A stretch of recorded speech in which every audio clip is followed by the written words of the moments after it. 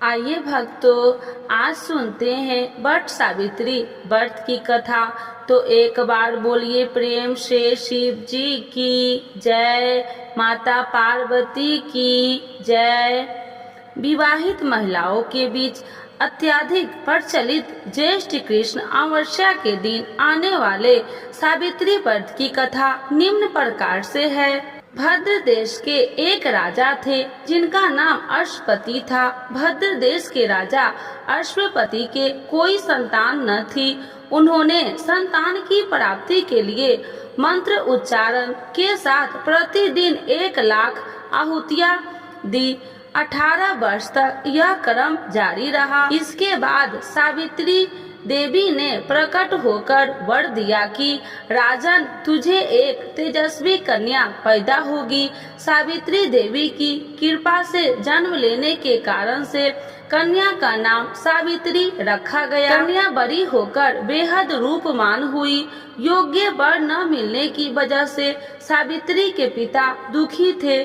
उन्होंने कन्या को स्वयं वर तलाशने भेजा। सावित्री तपोवन में भटकने लगी। वहाँ शाल्वे देश के राजा ध्रुव तेरसेन रहते थे। क्योंकि उनका राज्य किसी ने छीन लिया था, उनके पुत्र सत्यवान को देखकर सावित्री ने पति के रूप में उनका वरण किया। ऋषि राज नारद को जब यह पता चली तो वह राजा अश्वपति के पास पहुँचे और कहा कि हे राजन, यह कन्या क्या कर रहे हैं? आप सत्यवान, गुणवान है, धर्मात्मा है और बलवान भी है, पर उसकी आयु बहुत छोटी है। वह अल्प आयु है। 1 वर्ष के बाद ही उसकी मृत्यु हो जाएगी। ऋषि राज नारद की बात सुनकर राजा अश्वपति घोर चिंता में डूब गए। सावित्री ने उनसे कारण पूछा तो राजा ने कहा, पुत्री, तुमने जिस राजकुमार को अपने वर के रूप में चुना है वह अल्प आयु है।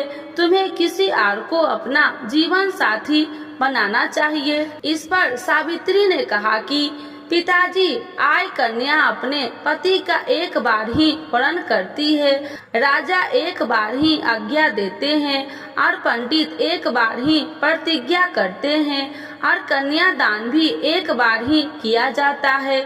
सावित्री हट करने लगी और बोली, मैं सत्यवान से ही विवाह करूंगी। राजा अश्वपति ने सावित्री का विवाह सत्यवान से कर दिया। सावित्री अपने ससुराल पहुँचते ही सास ससुर की सेवा करने लगी। समय बीतता चला गया। नारद मुनि ने सावित्री को पहले ही सत्यवान की मृत्यु के दिन के बारे में बता दिया था। वह दिन जैसे जैसे करीब आने लगा, सावित्री अधीर होने लगी। उन्होंने 3 दिन पहले से ही उपवास शुरू कर दिया।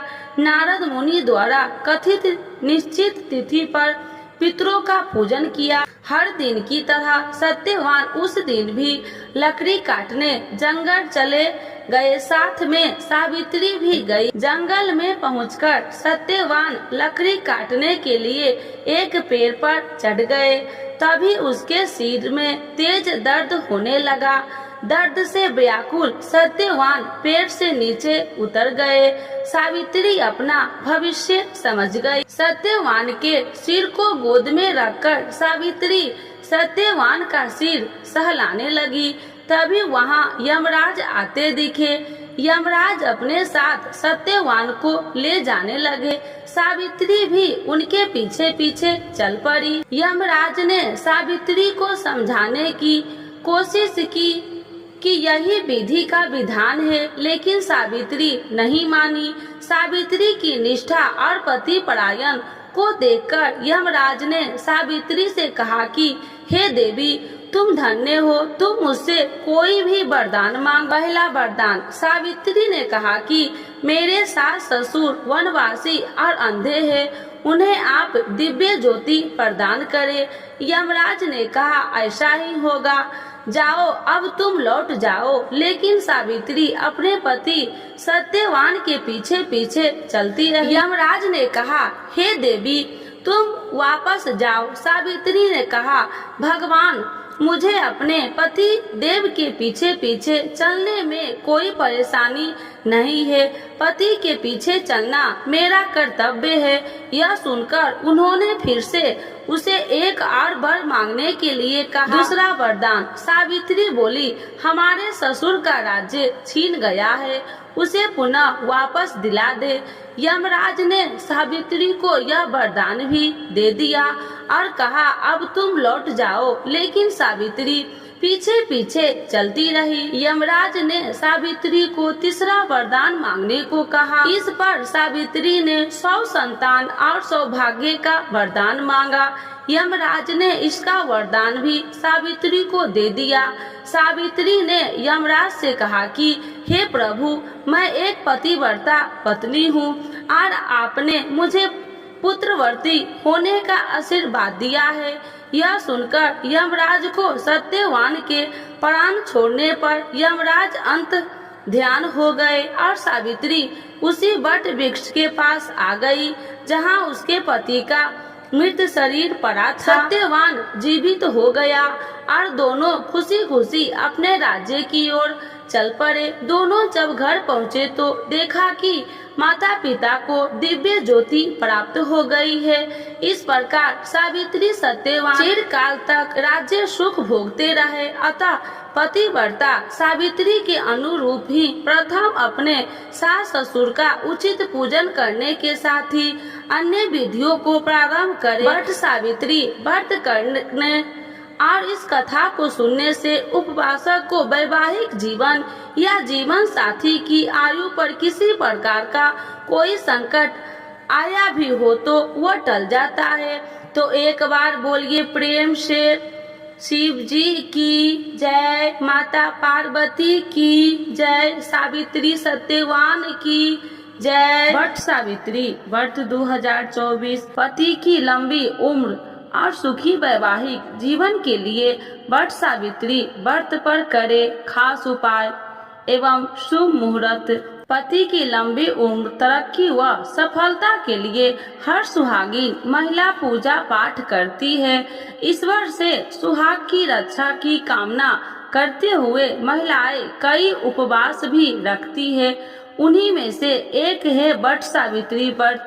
सुहागिन महिलाओं के लिए ये व्रत बेहद ही खास होता है। इस दिन महिलाएं पूरे विधि विधान से पूजा करते हुए सभी नियमों का पालन करती है। इस दौरान कुछ महिलाएं निर्जला उपवास रखती है।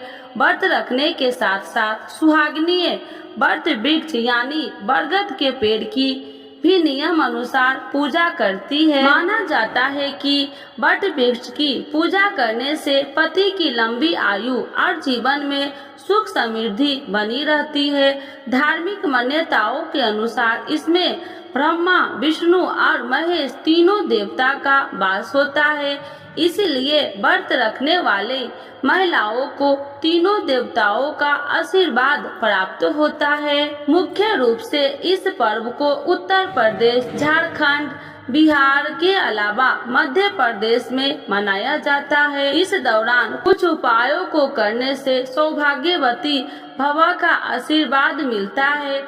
ऐसे में आइए इन उपायों के बारे में जान लेते हैं। कब है वट सावित्री व्रत 2024? पंचांग के अनुसार वट सावित्री व्रत ज्येष्ठ माह की अमावस्या पर रखा जाता है। इस साल ज्येष्ठ अमावस्या की तिथि 5 जून शाम 7:54 से शुरू हो रही है। इसका समापन 6 जून की शाम 6:07 पर होगा। उदया तिथि के अनुसार व्रत 6 जून को रखा जाएगा। इस दिन पूजा के लिए शुभ मुहूर्त प्रातः 11:52 से दोपहर 12:48 तक रहेगा। वट सावित्री के दिन करें ये उपाय।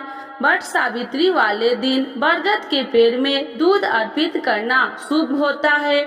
माना जाता है कि इससे ग्रह दोष दूर होने लगते हैं। साथ ही बरगद के पेड़ की 11 बार परिक्रमा लगाने के बाद गाय, कुत्ते और कौवे को भोजन कराना चाहिए। इससे कुंडली में ग्रहों की स्थिति मजबूत होती है। यदि आपके वैवाहिक जीवन में परेशानियां चली आ रही है तो इस दिन बरगद के पेड़ की पत्ती के साथ 21 परिक्रमा लगानी चाहिए। इसके अलावा बरगद के पेड़ के नीचे घी का दीपक जलाए। इस दीपक से काजल बना ले। बाद में इस काजल को बरगद के पत्ते में लपेटकर अलमारी में रख दे। हर व्यक्ति जीवन में सुख समृद्धि चाहता है। ऐसे में आप वट सावित्री के दिन पीपल के पेड़ पर मीठा दूध चढ़ाए। इसके बाद पीपल के वृक्ष की परिक्रमा करते हुए शनि मंत्र ओम शनिचराय नमः का जाप करना चाहिए। इससे शनि देव की कृपा आपके ऊपर बनी रहेगी। यदि आपके परिवार में हमेशा झगड़ा बना रहता है तो प्रतिदिन बरगद के पेड़ के नीचे घी का दीपक जलाना चाहिए। इस दौरान भगवान विष्णु की पूजा जरूर करें। इससे पारिवारिक झगड़े खत्म होते हैं। वट सावित्री वाले दिन आप धन की देवी माता लक्ष्मी को 11 कौड़ियाँ अर्पित करें। साथ ही इन पर हल्दी से तिलक लगाए। अगले दिन इन कौड़ियों को लाल कपड़े में बांधकर धन के स्थान पर या तिजोरी में रख दे। माना जाता है कि ऐसा करने से आर्थिक तंगी दूर होता है। इस दिन महिलाएं पति के साथ व्रत रखे, दोनों साथ में चंद्रदेव को दूध से अर्घ्य दे। माना जाता है कि ऐसा करने से जीवन में आ रही समस्याओं का निवारण होता है। तो एक बार बोलिए प्रेम से त्रिदेव स्वामी की जय। लक्ष्मी माता, सरस्वती माता, माँ पार्वती की जय।